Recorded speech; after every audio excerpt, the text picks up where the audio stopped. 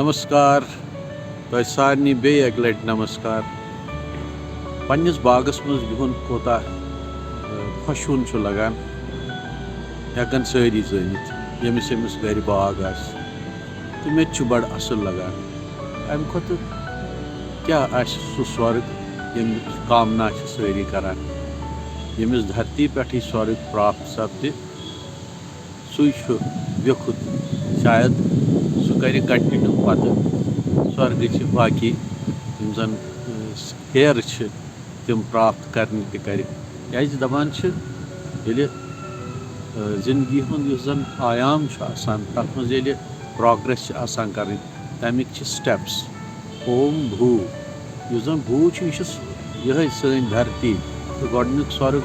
धरती ही पत ओम भुवः पत गो भुवः गो दुयम स्टेप ओम स्वः गो पत ब्याक स्टेप ओम महा ओम जनः ओम तपः तो ओम सत्यम। सत्यम इज अल्टीमेट दपान सत्यम तो पतम कि कह एक्सोडस गो या कह मगर यह आध्यात्मिक भाषाई मज सत्यम तो पतम सतम पत् पुनर्जन्म आसान कह सतम गोड सिद्ध लोकन जन्म तो तमि बोन बोन यम सारी अवस्था तम स्वर्ग अवस्था तो ये भूस मज यानी धरती पे स्वर्ग प्राप्ति सपद तो कोता जान तो यम कथ क्या इंगित करान यम क्या वनान यम क्या डिस्क्राइब करान यह जानन सोन फर्ज तो अथ आध्यात्मस मज पकुन पन काम त करें पन रन जन त कर आनंद त मनाउन तो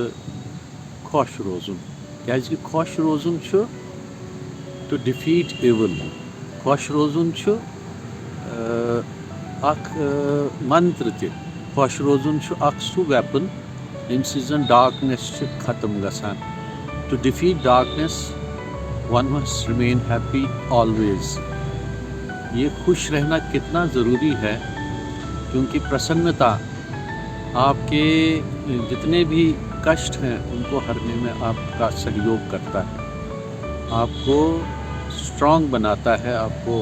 सुदृढ़ बनाता है, आप में कॉन्फिडेंस इन्फ्यूज़ करता है। तो चलिए हम सब खुशियाँ मनाएं और अपना अपना जो बगीचा है स्वर्ग का बगीचा उसे एंजॉय करें और हमेशा खुश रहें। ही आय तो उर्जू ये आशीर्वाद है, कश्मीरी में ये वचन आशीर्वाद आशीर्वचन होते हैं, ये सभी के लिए मानवता के लिए। ओम नमः शिवाय।